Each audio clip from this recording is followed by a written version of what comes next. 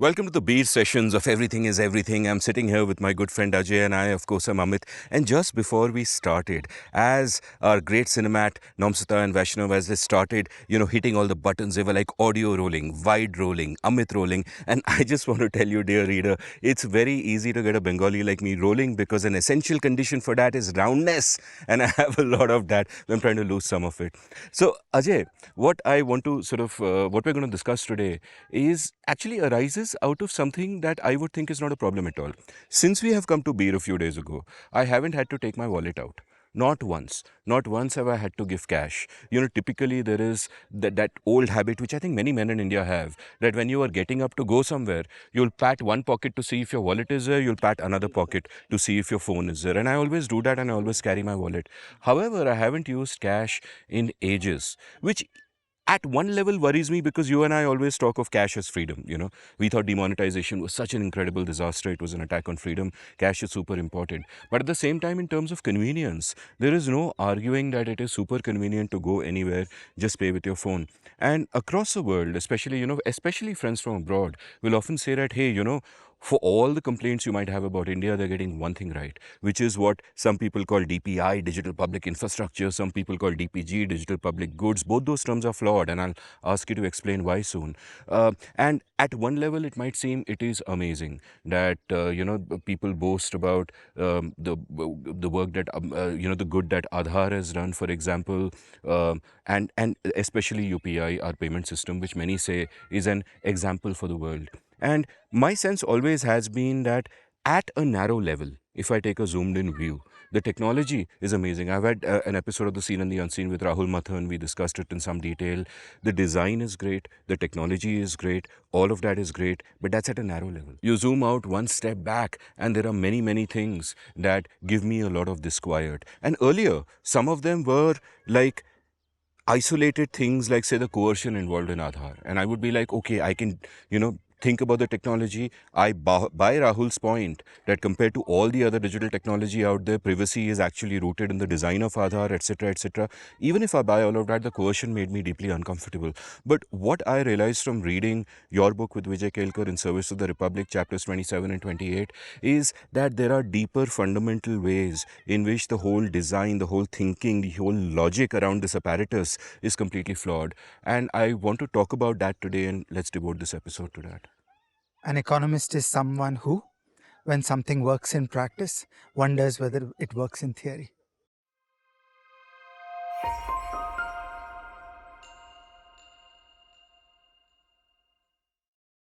So I want to start at terminology, and I'm a Nazi on language.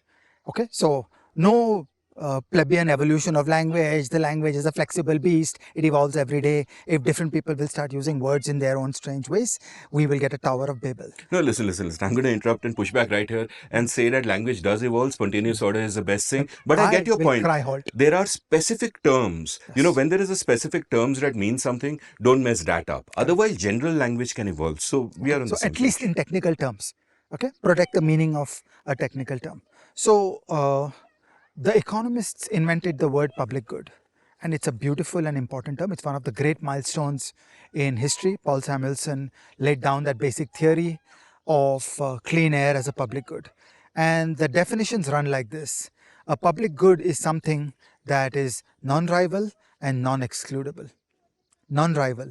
Your consumption of clean air in no way diminishes the amount of clean air available for me to consume. Non-excludable. It is not even in theory possible to exclude a newborn child from the glory of clean air. Okay, that's a public good. So, national security, law and order, criminal justice system, clean air, the eradication of smallpox, okay, these are public goods. And I get very unhappy when these are brought into this field. So as an example, we had an episode on maps, and I described open source software as a public good.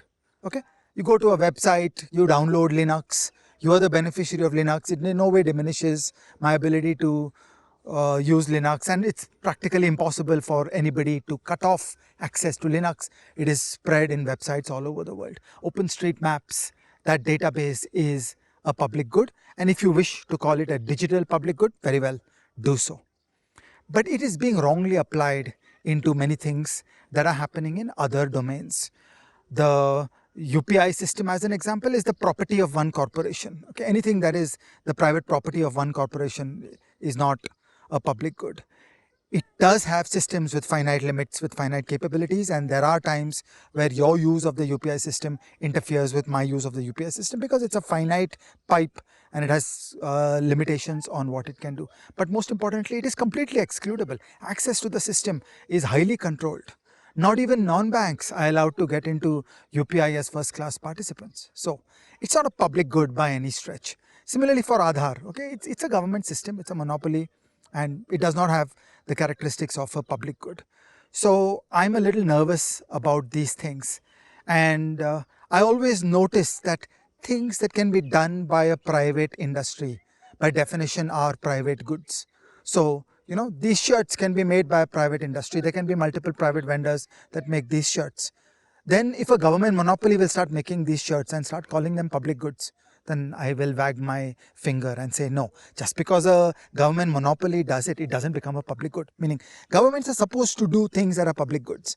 But just because a government does something, that does not make it a public good. Wet streets cause rain. Yeah, wet streets cause rain. So this is the terminological confusion that is going on in these systems. And I would like to say there is an element of greenwashing going on here, that we're all supposed to rally around the good words infrastructure, the good words public goods. How can you criticize a public good? How can you criticize infrastructure?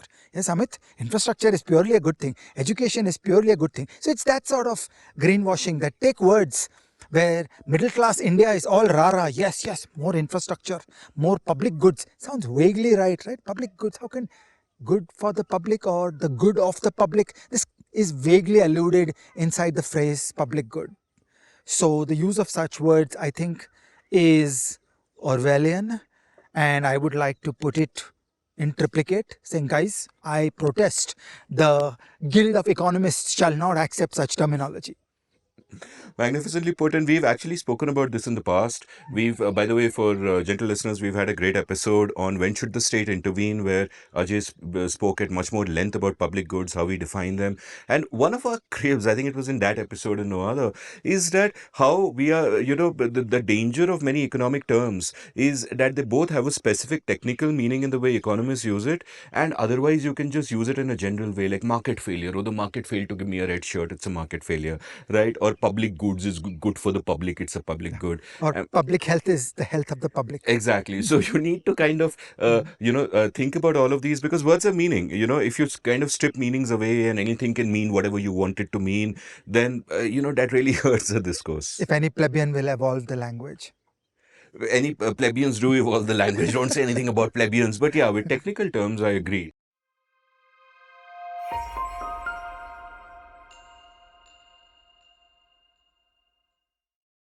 So, Ajay, I mean, the key thing that gives me disquiet about it is the fact that it's a government monopoly. And in my experience, and both of us have grown up in an India pre-liberalization where whenever the state had a monopoly on something, it was dysfunctional, it didn't work out. And the reasons for that are clear. Incentives were bad. The government is this behemoth that works in these strange, slow, dysfunctional ways, etc., etc. We know all of that. But on the other hand, some would say that, hey, it seems to work so well. But we'll get to that question later. But what are the problems with this being a government monopoly? A government monopoly tends to work top down, and it goes with coercive power, and then a series of difficulties will arise. So the first complexity, the difficulty of UPI, is that while UPI has a nice engineering design, it's designed by engineers. Okay, so at heart, I want to bring in another phrase, gentle readers. This is from Seeing Like a State by James C. Scott, but the phrase runs much before that. The phrase is high modernism. Okay, high modernism is the idea that some powerful scientists, engineers, bureaucrats, politicians will design the society and send the design down from high. And either because we are helpless lemmings and we are willing to accept the authority of people above us, or the documents that come down from on high are backed by coercive power. then that is the way the society shall be designed. And then everybody will fall in line, there will be great harmony, we will all sing in unison, and everything will be happy. Okay, that's the high modernist idea. The problem with the high modernist idea is it does not adequately grapple with the messiness of the real world. The real world is complicated.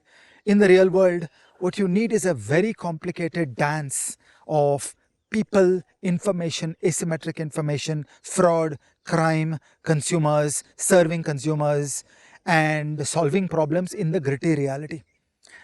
A designed system tends to work poorly on that. In a designed system, you will not have richness, you will not have sophistication, because that is the nature of the high modernists. The people who design from above like to have things that appear clean in a whiteboard, but the reality is messy. And how do you confront that? So, as an example, UPI does not contain a business model. It just sounds hilarious. It sounds so wildly strange that all the participants in the system are supposed to do this out of the good of their hearts. And they haven't thought about who makes money and why should people build infrastructure to support it. Why should people build equipment and people and teams to support it and to solve problems of consumers and to keep on evolving their offerings. That was just left out as a minor detail. Oh, we are engineers, it's so great, I've written some new software. It's that science project feeling that I built something as a science project, but reality is a minor problem, we'll fix that later. UPI does not have a business model. Every participant in the system is doing this as nation building. And then the investments in it will always be inadequate, because finally private firms are going to be hard-nosed. They're going to say, where's the revenue for me? Meaning it's one thing, I'll do a demo, some powerful person will come and cut a ribbon, I'll get to rub shoulders with powerful people. Oh, the government wants us to do it, so I'll show the government that I did 1 million transactions of UPI. But actually my heart is not in it. The only way the heart of a private person can be in it is when there is revenues in it, when there's profit in it. And that minor detail of a revenue stream was never anticipated. And as a consequence, we see many things going wrong. For example, we see transaction fails. Okay, so I have regularly had transaction failure. I'm trying to do a UPI transaction. Once I was stopped by a cop in Delhi for going through a red light, and 6 times the UPI transaction to pay the fine failed. Okay, and I was just like sitting and grumbling my heart off that this is the state of modern India. The cop is saying, I will not accept the fine in cash. I will only accept it in electronics, and the damn electronics doesn't work. I have perfect internet connectivity, and 6 consecutive times the UPI transaction failed. It only got through on the 7th. Okay, and this is the kind of things that happen. Then the next layer we go to is even greater complexity around consumers, consumer protection, helping consumers, and fraud. Okay, so every now and then a transaction will go wrong, as it will. It's human nature. When you do millions of transactions, there will be fails. It's just inevitable that there's nothing you can do about it. And because UPI did not grow organically, because UPI was designed top down, the minor detail of figuring out who takes responsibility and how do you resolve consumer complaints was never solved. So consumers basically have no recourse. That if you think you paid somebody and somebody says, I don't think I got the money, then you're basically coming to blows with each other, and there's really no way to get a recourse. There is no way to solve a problem. And on that situation has arisen a great wave of UPI fraud. UPI fraud is happening on a large scale. There is one extremely clever person I know named Ayush Patnaik, who has been defrauded of 15,000 rupees. Okay, now Ayush is as computer savvy as you can get. And if Ayush got conned out of 15,000 rupees, then imagine what happens to dentists and grandmothers. So UPI fraud is a big problem, and the system is not ready for it. They haven't thought deeply about it. And the answer is, it's a science project. It was not thought through at the level of the richness and the complexity of how systems should be evolving. My next problem about UPI is it's a public sector monopoly. And it is in the nature of a public sector monopoly that there will be a lack of energy and hunger and incentive in evolving it. So you may even build a good system on day one. I think of it as analogous to the operations and maintenance problem of public infrastructure. The public sector can even commission a good highway, but after that they don't know what to do next with it. They don't have the incentives to keep evolving it. But as we know so well, the march of technology never stands still. There will be new ideas, there will be innovations, the world will change. The world will change in profound ways. And it will inevitably be the case that a government run monopoly will be stuck. It just doesn't have incentives, it doesn't have the energy, it doesn't have the hunger. There was one accident in history where some engineers were there and they designed a great thing, but it's not in the inherent nature of government organizations that they will design systems and they will evolve them. And one critical push through which even a government organization can make progress is through competitive pressure. And that is the saddest part of UPI, that it is backed by state coercion. UPI did not win fair and square. UPI won because everybody else was blocked. An array of private players and foreign players were blocked using the coercive power of the state to create the vacuum where UPI could succeed. And that seems like a sad thing to me. We were speaking earlier about terms that don't really fit, and high modernism is one such term. Like, if you just hear the term without really knowing what it Yeah, means, modernism. it sounds great. It's modernism, it's high, but this is really coercive power from top down. Yeah, It's a top-down view of the world, and we've discussed in many episodes in the past yeah, about, how everything good in a complex system emerges from the bottom by yes, spontaneous order. yeah, The fundamental problem here at the heart of all of this is the fact that it's a monopoly by the state. But even if it was a monopoly not by the state, same thing. The word monopoly is the key problem here, because yeah, okay, they don't have a business model and therefore the incentives are wrong. I wouldn't care about all of that if it wasn't a monopoly, because then you would have other payment systems competing, and and also then it would not be an issue of, oh, their incentives aren't great, they're not adapting, because competition would force them to adapt or they would go or they bust. would That would die. be the Correct, nature of the beast. correct.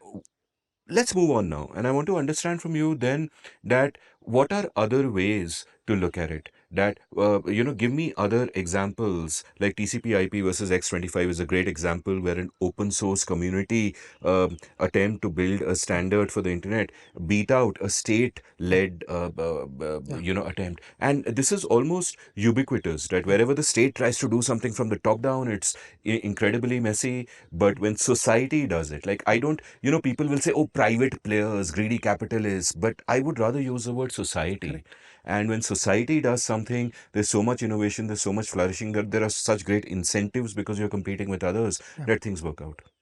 So the first is the great example that you said. Exactly the India digital public goods story played out many years ago in the field of computer networks.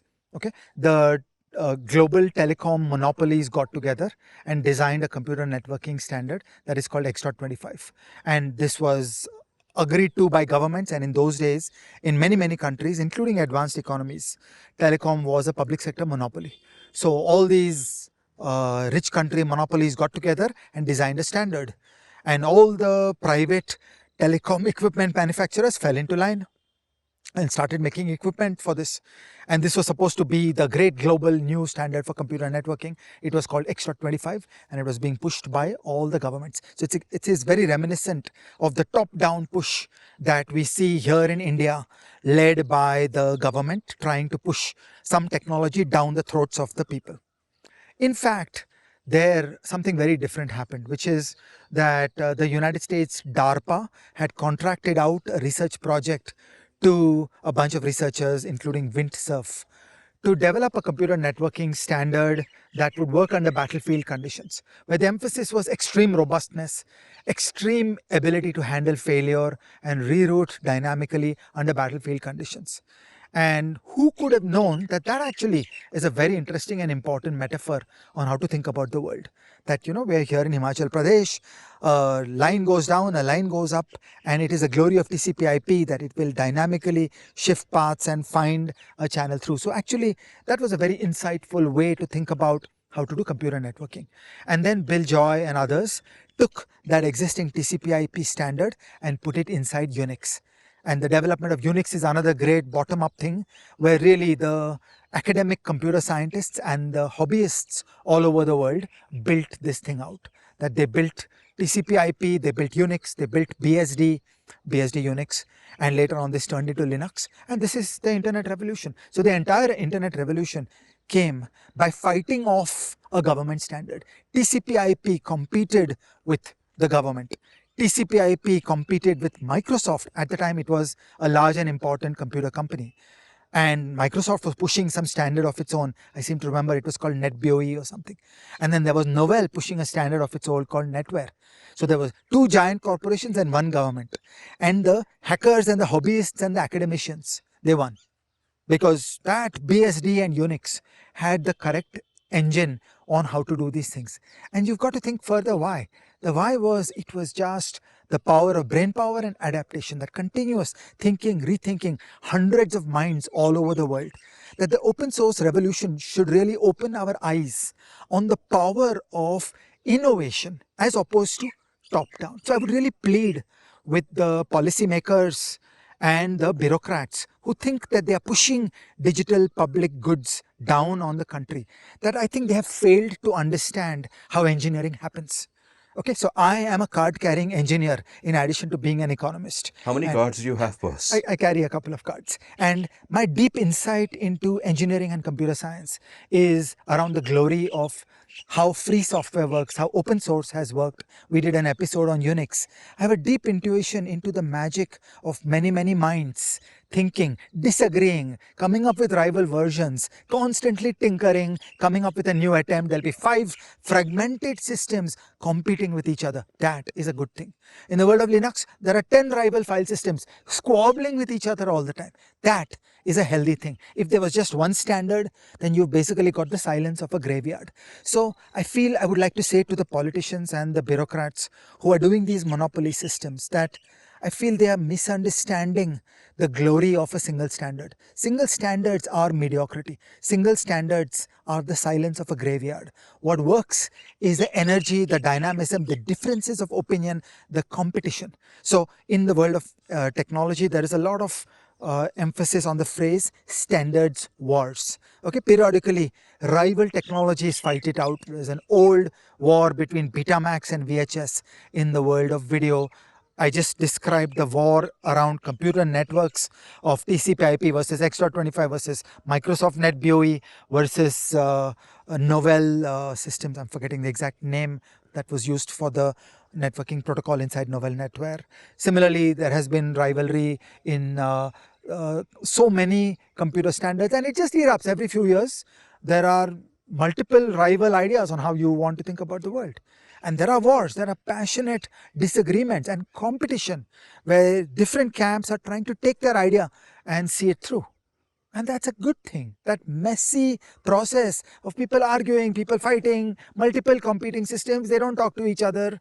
Okay, so for example, I want to talk about health. Okay, once again, many powerful people in India are in the grip of high modernism, and what they would like to do is they would like to top down shove standards on the country, government monopolies on the country, a single government repository where all health records in India will be stored, which sounds like a little nightmare to me.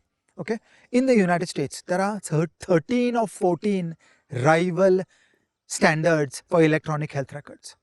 There are 13 or 14 rival companies, each of which has built their own EHR system. And there's innumerable amounts of squabbling between all these people. But in that squabbling is continuous technical improvement.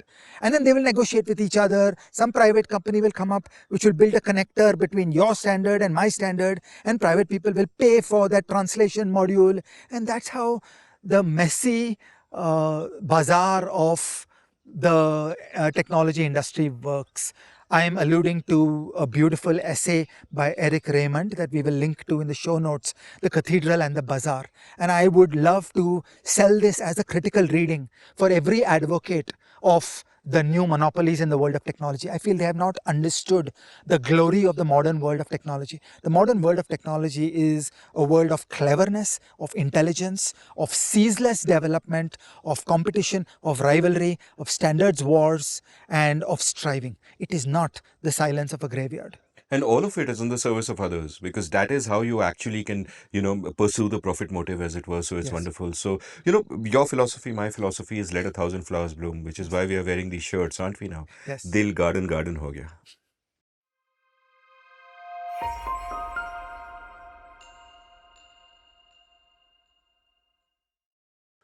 So, Ajay, when I think of technology in general, I feel like I'm so incredibly lucky to be alive in these times. Had I been born 30 years earlier, I would have missed out on all the magic of the transformations and the many ways in which technology has empowered us, right? No matter what darkness there is in the world, the nationalisms and the populisms around us, I think that at least one thing that gives me hope is that technology can empower individuals. In many ways, it does more for liberalism in terms of individual liberty than any political movement ever has. However, what I also worry about is that the technology can also be used by the state to suppress individual rights and to oppress its people, right? And that is a deeper worry in countries like India, where the balance between the state and society is fundamentally fraught. Like there has, if we think about what the proper balance between state and society should be, it is. I think everyone would agree that in India it's too much on the side of the state, to the extent that despite being a democratic republic in name, we are effectively subjects and not citizens, and we are effectively ruled and not served by the state. And that aspect of it worries me, that first of all, to begin with, we have an all powerful state. And you add to that the fact that that all powerful state now has this incredible tool which gives it complete visibility, that makes it see exactly what is happening in our lives and how we interact with each other. And you have a great term in your book, premature state legibility. And that's such a wonderful frame to think about this, and it worries me a lot. And all of this that we're speaking about, whether you call it DPI or digital public goods, and we've discussed why those are inappropriate terms, but this panopticon that is being built is something to seriously worry about. Give me your thoughts on that. Yes. The book Seeing Like a State by James C. Scott introduces the phrase state legibility. Okay, state legibility is the ability of the state to see the people. Okay, and many optimists about the state, or many functionaries within the state, will say, what is wrong with that? That the more that the state can see, the better. That more information in the hands of the state is always better. And I will encourage everybody, please go read Seeing Like a State by James C. Scott. The title of the book is Seeing Like a State, How Certain Schemes to Improve the Human Condition Have Failed. An alternative title would have been Seeing Like a State, uh, the unintended consequences of state legibility projects. Okay, state legibility projects don't necessarily work well for I the just want to people. interrupt you and say, Ajay, till today I thought, my friend, he is a goat. But now I know that's a real goat. You are a pretender, Ajay Shah. But continue. I'm sorry. I couldn't Yeah, help it. What a charming. yeah. Yeah. So, state legibility projects have not necessarily worked well for the people. Okay, so just because the state knows more, it doesn't mean they will use this information well. Through history, again and again and again, when the state has amassed information about the people, it has abused this power repeatedly. So, what you need is a very complex set of check and balance, where every time the information in the hands of the state goes up, you need to commensurately increase the checks and balances. So, as an example, in the early days of the discussions around UID AI, I think all of us took a very simple sentence that, yeah, we'll do UID AI, and side by side with that, we'll do a great privacy law, which will block off all the state abuse of that information. Well, here we are standing in 2024. The first Aadhaar number was issued in 2009, and there is no sign of a law on privacy in India. Unlike the advanced economies, we did not inherit a common law tradition of privacy. So, in a lot of other countries, the sheer common law on privacy carried them through into the computer revolution with great success.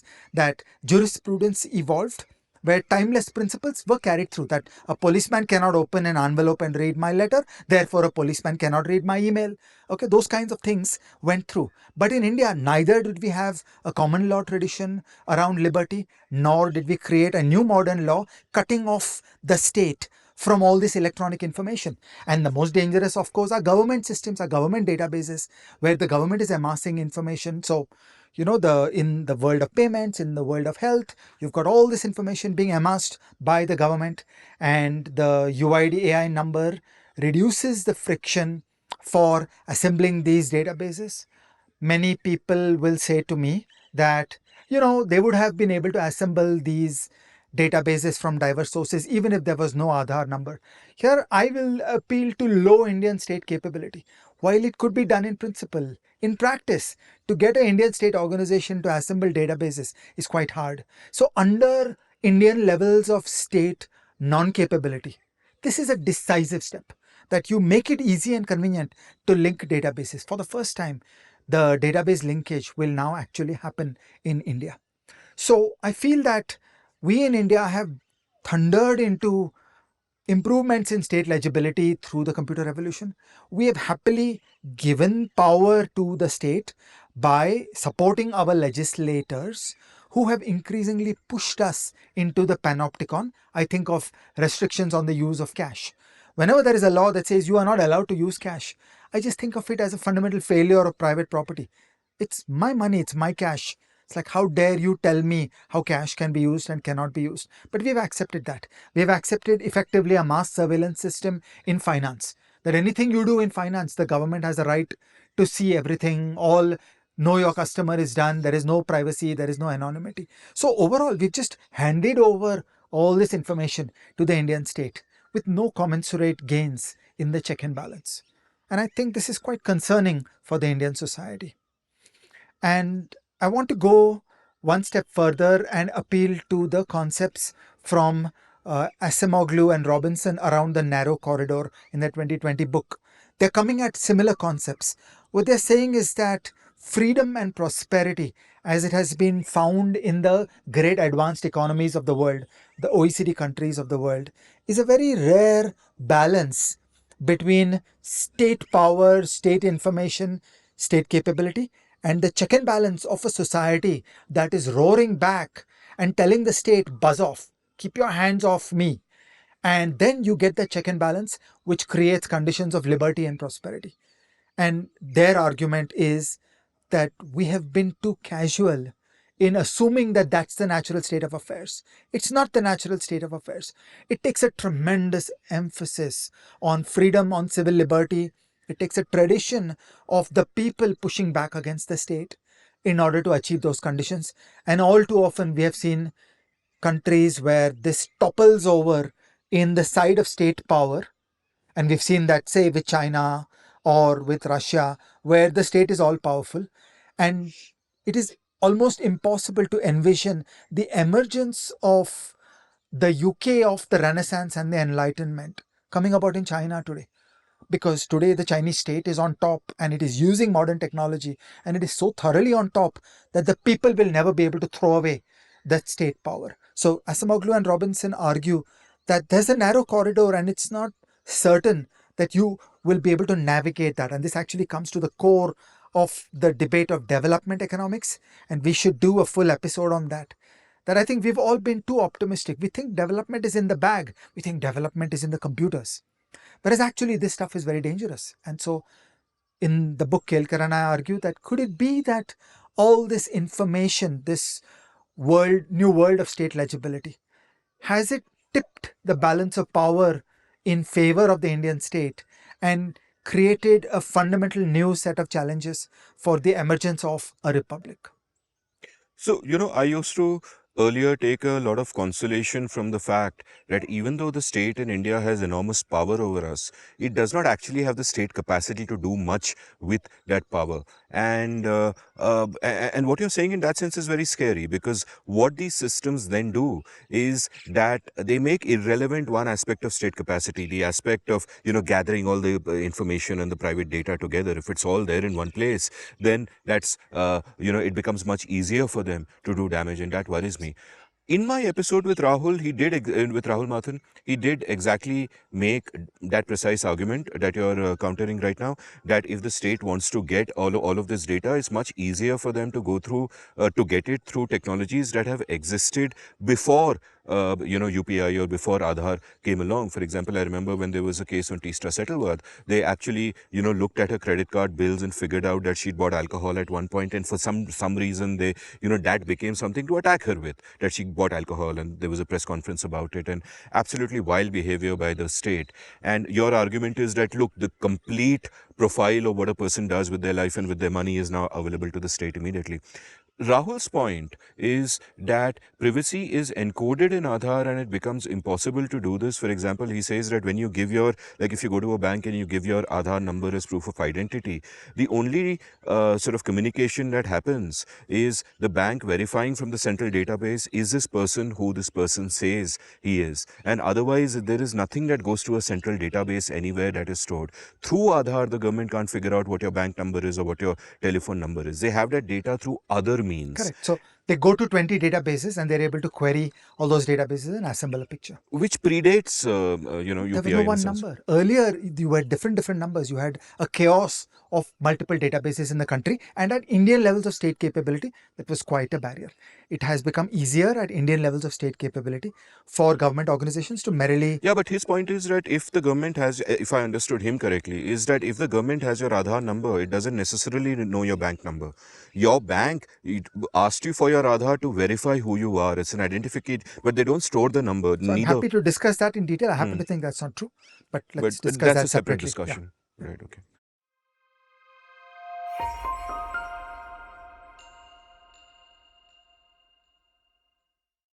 So, Ajay, you know what a lot of people would say is that, listen, man, this works. मैंने wallet नहीं निकाला pocket से 10 दिन के लिए. In fact मेरा wallet कहाँ है मुझे पता भी नहीं है. So if it seems to work, if it's fine, why should I worry, right? And it would seem for people like us who express their opinions on many things and could be targeted at any point by different authorities, and many of our friends have gone through all kinds of trouble, that we care about how much power the state has over us. But the common person, the standard argument I hear is that I have nothing to hide here, so what happens if the state knows my bank account number? क्या होगा, मैं तो कुछ illegal कर ही नहीं रहा हूँ. This is the kind of argument, and there's so much convenience. मैं सब्जी खरीदने जाता हूँ, I can just give my UPI, I can just scan a barcode and take my sabzi, an 8 rupees transaction. So how would you respond to that line of inquiry? A couple of different elements of that reasoning. So the counterfactual that we should think about is not one where progress does not happen in electronic payments. The counterfactual I would pose is, imagine in the 90s, India had come up with good regulation of payments, i.e. open entry. Okay, just open up the entry, let private and foreign people compete in the world of payments. That is the core of the problem. Instead, what we had was a Reserve Bank of India that blocked all kinds of innovation and improvement and entry by private players, by non-bank players. Bracket, even today, the UPI system is for banks only. So it has, all the other problems of governance in India play through in this new space also. You can't have non-bank players in payments in India because that's how Reserve Bank of India thinks. So the counterfactual we should play is that there was genuine competition by private and foreign players in the field of payments. Then Moore's law would have been on the side of payments. There would have been a revolution in payments. I want to show you an amazing technology, which is like late 90s, early 2000s, which is called PayPal. Okay, PayPal invented a payment handle, Amit at PayPal. Okay, which sounds like UPI to us. And there would be a back-end mechanism whereby you could receive payments as Amit at PayPal, and you could make payments to others. So this is not that revolutionary. It was actually around from the late 90s and the early 2000s. Okay, those kinds of innovations would have been there in India, and there would have been plenty of computer innovation. There would have been 5 rival systems. And it would have been inconvenient. The merchant would have said, I support number 1 but not number 4. I have number 4. And then I will go buy an app which converts number 4 into number 1. There would have been that ceaseless pain. And you know what? We should grin and bear it. Because competition between different rival systems is a healthy way for a society to live. That's the pathway to progress. That is the pathway to ceaseless improvement. Let me talk about PayPal a little further, and you will see the scale of how badly this played out in India. PayPal is an important global system. It's not a monopoly. It is a private system, which is the way payments should be as a field. Many Indian exporters like to put up a website with a web front end whereby they are exporting things to customers all over the world and they're getting paid through PayPal. And the numbers are reasonably large. I forget, but like you're talking billions of dollars of money going to many Indian exporters who are able to use PayPal to receive money. So PayPal went to Reserve Bank of India and said, you know what, this is a system, it's up and running, it's working. We want to now do this within India, whereby there will be an Amit and PayPal, Amit at the rate of PayPal, and there'll be an Ajay at the rate of PayPal, and we'll be able to do domestic transactions in India, just like PayPal works all over the world. And the Reserve Bank of India blocked that. Okay, and the counterfactual I want to say to you is that what if the Reserve Bank of India had not blocked that? So, my first claim is that Moore's law was upon us. There is no need to imagine that only a government monopoly is the way to harness Moore's law. We would have made enormous progress on payments. Many good things would have happened. It would not have been a simple cash full world. And I don't have sympathy for the people who want a single monopoly system. I go anywhere in Austria, there is only one payment system. No, that doesn't appeal to me at all. There will be many messaging systems. There is Signal, there is WhatsApp, there is Google Chat, and that's a good thing. And they will be a little incompatible, and we'll all whine at each other that I don't want to use your system, and that's the sound of a normal, healthy economy that is working. So that's my first counterfactual, that there was a time when Air India brought the wonders of civil aviation to India. And we would all have been ecstatic. You know what? It's a plane. It's heavier than air. It flies. It flies at 1,000 kilometers per hour. I got into the plane and in 30 minutes I had reached Bhuj. Okay, like wow, that is so great. That's the greatness of the technology of civil aviation, not the greatness of a government monopoly. And in fact, it was possible to do it better. When we got out of the government monopoly and we got into multiple rival airlines, it was actually better. It became better. So we are mixing up the attribution. We are attributing the glory of Moore's law and electronic payments to UPI. Actually, Moore's law and electronic payments could have come to us by another channel, which is a private competitive industry with multiple rivals. This entire pathway was shut down by coercive action by the Reserve Bank of India, and one monopoly was backed. And that's not a healthy way to do things. The other main response I would give you is really about short term and long term, that there are many toxic things which seem good in the short term, and upon time we understand that, you know what, that was a really bad idea. And to be a thinker, to have knowledge about the world, this is the heart and soul. This is the essence of it, that you did the green revolution in certain toxic ways. And with hindsight, we understand that it was a terrible mistake to set up MSP and to do wheat and rice in Punjab and Haryana and so on. And now we are paying for those sins. So this is just one more of that, yeah, in the short term, it seemed great. We all celebrated the green revolution, but it was done by very bad means. And that's not new. I could show you hundreds of policy interventions where there were gains in the short term, and the luxury of a consumer, an end user, feeling good, saying, look, don't tell me about your highfalutin stuff. No, I'm a philosopher. An economist is someone who, when something works in practice, wonders whether it works in theory. It behoves us to look deeper and to ask, are we strategically on the right path? Is this going to work out in the long term? What are all the ingredients, the pieces, the incentives through which we create conditions for India to become a great country, for the evolution of the country? And these science projects being rolled out with state power don't seem to cut it in my eyes. And at this point, gentle reader, if you're wondering why he mentioned MSPs and the damage that they did, I'd ask you to check out our agriculture episode. In an indirect way, our diabetes epidemic in India today is caused partly by bad government policy. You'll figure out why in the agriculture episode. Please do check that out.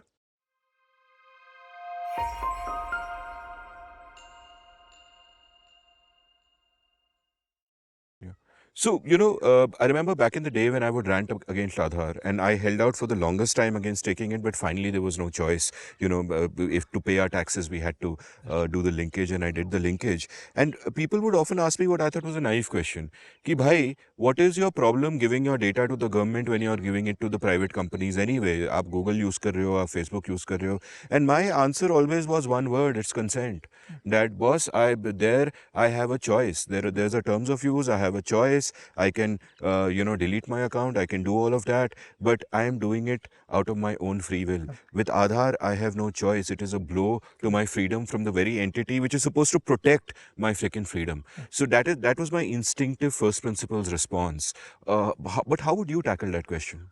So one is that, yes, Google knows a lot about me, but Google does not have coercive power on me. Second, I can spread my life across 20 big tech firms. I control and choose what information goes where, and none of them have subpoena powers on each other. So they can't assemble my information from multiple sources. So the damage that can come to me through Google is case one, there's a security breach and information goes out from Google about me without my authorization. And case two, Google will use that information to do micro targeting of advertisements at me. So yes, I will get manipulated by the advertisers, and I consider that small damage. And on the issue about computer security and safety, in advanced economies, there are good frameworks where consumer protection generates liabilities for these companies, that when they fail on data protection, they end up paying hundreds of millions of dollars to consumers, which gives them incentive. It gives them good incentives to build good systems. Whereas in the Indian state environment, actually today, there is a bit of a mess where large data sets are being built, and Indian state organizations work very poorly on protecting the data, and they have no incentive to get it right. They're not accountable to the people, and actually significant data breaches are happening, and large data sets with fairly private information about individuals is being leaked because the Indian state has low capability and does not know how to protect that information. I have another question I want to ask you, and that question is this: that you can actually break what has happened into two parts, right? One part is the building of the system itself, the building of UPI, the building of Aadhaar, the design and the technology that goes into it. And another part is a government policy that says this is going to be a monopoly, we're going to use coercion, Yep. right? Now, many of your close friends and people we both admire have been behind the design and the technology of all of this Yeah. in a sense of implementing that high modernism. Yeah. And their argument might well be, and I'm sure you've had these conversations with them, but I'm not privy to them, and this is a curiosity I myself have. Their argument might well be that, look, I can't control that aspect of it. If the state chooses to have a monopoly, I can't control that. If the state, chooses to use coercive power for these to be implemented, I can't control that. But I can build the best freaking system I can, and I can do whatever that I can do at my end, which is kind of the argument Rahul would make, for example, to make sure that the things that we value, like privacy and so on, are protected. So we can do our best, and that is about all we can do. So what are the conversations you've had? What is your sense of this? So this is very much a strain that, look, I'm a plumber, that it's the fault of the society. Okay, the philosophers of India failed India, that you don't have a privacy law. It is the philosophers of India who gave us a Supreme Court that only dimly understands the legal and constitutional puzzles that these systems provide. Okay, and if the political philosophy and the humanities capabilities of a country are inadequate, then don't blame the engineer. This is very much a strain of thought. I would go in two directions. One is, these are people who have really volunteered their time and passion to do good for the country. So I don't doubt their incentives and their motives at all. These are the best and brightest idealists and good people of India. And they stepped forward at a high personal opportunity cost to serve the country. I do not for a moment doubt their objectives. And so I would dream to go one step further and say, when you operate in public space, you don't have a choice. You can no longer be an engineer. You have to be a bit of a philosopher. You have to think about the larger consequences. You have to think about the line from your actions to welfare. And then you can't compartmentalize yourself saying, I'm just an engineer. Okay, that when we think in public life, when we speak in public life, when we act in public life, we each of us need to become a little bit of a philosopher. And so you can't walk out of these larger debates and say, but that's what you philosophers have to figure out. And then, I'll wait for some prime minister of a legitimate election to choose what I have to do.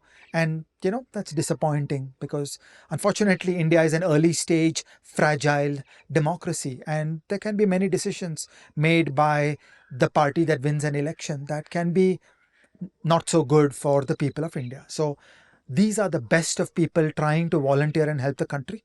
And I would urge them, think a little more. For example, read Eric Raymond, The Cathedral and the Bazaar. Think deeply about how Unix came about.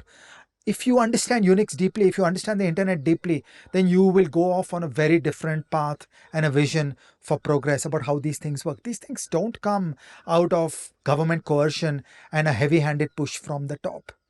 This would be one part of my response. The second part of my response would be that I would push back at all high modernism, saying that you don't appreciate the richness and the complexity of the world. So, for example, what I talked about UPI, that it's one thing to design a UPI, that's a nice engineering project. It's a very different thing to make it work with incentives, with checks and balances around questions of competition, consumer protection, fraud prevention, common law, the hundreds of pages of manuals that are required to deal with consumer protection. These are not things that should be designed. Nobody should design such a system. These things evolve. It should be a self-organizing system where every day hundreds of people are solving for their own self-interest and moving forward. The core flaw is regulation, that it is regulation in India that has created the silence of a graveyard, where the process of thinking and innovation has stopped. There's one single central plan and it is rolled out everywhere. And there's no point in an engineer collaborating with the central planner and saying, here, I've built a system, now everybody shall go and use it. The intuition is no engineer is bright enough to design the system. So this is sort of like the fundamentals of a self-organizing system, that the complexity, the genius of what the self-organizing system finds is beyond the brightest of engineers. I have no engineering fantasy that a bunch of good engineers can design the complexity of the modern world. It's not possible. The modern world is more complex than what any engineer can develop. And so the phrase we always like to push is that our job in society is to establish a process of discovery, not design. That we don't need any pointy-headed guy at the top to design the Republic of India. What we need is to unleash the freedom, the flexibility, the opportunities for millions of people to seek their own destiny. And out of that, we'll get better solutions than any engineered solution. So, I'd written a newsletter post a while back, and partly the whatever clarity there was in that prose, a lot of it came through conversations with you, and it was a post about outsiders and insiders, right? And I have always seen myself as a quintessential outsider. I'm on the outside, I'm moving the Overton window, I will always speak truth to power. I have, been an equal opportunity offender to every party in power, and etc., etc. And the thing is, it is easy to do that when you're on the outside. There are, and it is in fact necessary, I would say, to do that when you're on the outside. And I realized over a period of time that I was sometimes unnecessarily harsh on insiders. Whereas the insider argument would be that I'm within the system, this shit is going to happen anyway. The question is that do I want to shape it in the best way I can, or do I want to let it happen without, my goodwill and my expertise, playing into the process? And I think when there are extreme cases, like for demonetization was a crime on humanity. It was the largest assault on property rights in human history, as I'd written in the Times of India at that time. And for me, any economist who supported it was either a bad economist or a bad human being, period. So that is one of those cases where I would say, even if you're within the government, it is your duty to speak up. And those who didn't, for me, they have failed a litmus test that will always be there. However, for something like this, I don't think this falls in the same category. Like, for example, if DPI is going to be built anyway, if Aadhaar and UPI are going to happen anyway, I would rather have a Viral Shah and a Sanjay Jain and a Rahul Mathan inside the system than outside, because what they bring into it in terms of values and expertise is invaluable. Yes, I will continue to gripe about the coercion and the panopticon and the power of the state from outside. In that sense, I agree with everything that you've said on this episode. We share the same frame. But as far as, these good individuals are concerned, I understand them better than I think I would have 10 years back. 10 years back, to me, I would just have been dismissive. Today, I want them there. At the Emerging Markets Conference last year, late one day after the sessions, I was sitting and I was doing this conversation with Smriti Parshira, who is one of the cool experts in India in the field of technology policy. And I was saying to her that what failed us is the philosophers. What failed us is the political philosophy. That the larger knowledge of politics, economics, philosophy, law, ethics, liberty in India is what was wrong. So that these kind of silver bullets became exciting. While I'm on this subject, I want to make one last point before we end, which is this funny idea that has somehow sprung up that improvements in digital technology in payments and identity somehow is a transformative moment for Indian economic development. That is really bad economics. Okay, that there is like nothing about the Indian development crisis which really will be materially moved by these technologies. And the way in which this idea has gained currency, again, to me, is a reflection of the failures of economics thinking in India. And just as you have confessed of having your second card, you're a card carrying engineer in addition to be a card carrying economist. I very seriously want you to be a card carrying political philosopher as well. In fact, that if political philosophy has failed us, if philosophy has failed us, then it is the duty of not just you and me, but everybody watching this who has a voice, who feels strongly about this, who gets it, to actually jump into that breach, add their voice to the mix, because this affects us all.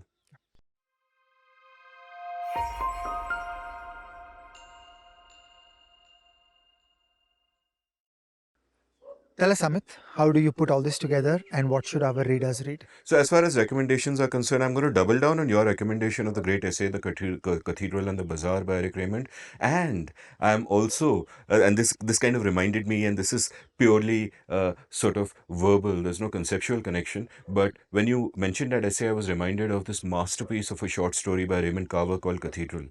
And it is a masterpiece. It just kind of blows me away. I think it is available for free to read on the internet. So I will recommend Cathedral, and I'll in fact recommend the whole body of work of Raymond Carver, one of the great short stories, minimal, easy, elegant, in some senses a successor to Ernest Hemingway for the kind of writing that he did. And interesting aside that a lot of his writing happened for the magazine Esquire, where there was an editor called Gordon Lish, if I remember him correctly, and Gordon Lish's editing was given a lot of credit for Carver's work. And later on, when they stopped working together, you realize the contribution that Lish had made, and you realize what an important role editing plays in writing. That a lot of the genius of those Carver stories, comes out of the brilliant editing. And since we are kind of just freewheeling, I'll also recommend a film called Shortcuts, which was, based on a whole bunch of Raymond Carver short stories directed by Robert Altman. And when the film came out in the late 80s, I was super excited because structurally that reminded me of a great 1975 Robert Altman film called Nashville, which is one of my favorite films of all time, just a masterpiece. I was a little disappointed by Shortcuts, perhaps because of the anchoring effect. On the one hand, there was a masterpiece, Nashville. On the other hand, there were Carver's original short stories. But anyway, we have digressed a lot. But why not? Even if it's about DPI, we can, these are payments for the soul. Ajay Shah, these are payments for the soul. So Raymond Carver's entire body of work in Cathedral, which we will link down below. I want to recommend two things. I want to recommend a short story, True Names by Werner Winch, which makes you think about identity in a novel way, and it will make sure that you will never sign on to state projects that seek to force us to have a single Aadhaar number. And the second is I'd like to point everybody to the great political philosopher Vitalik Buterin. Vitalik is the inventor and founder of Ethereum, and he's a deep thinker on all these questions and at the global frontier of rethinking identity. And we have done an episode of The Seen and the Unseen where you were my co-host Yes. with Vitalik Buterin. Yes. So the three of us have kind of sat together and done a great episode. And all of his writings, like, while researching for that episode, I realized he's not just some random crypto guy. He's a deep thinker on politics and political philosophy. And He's the card-carrying engineer that turned into a card-carrying political philosopher. Wow.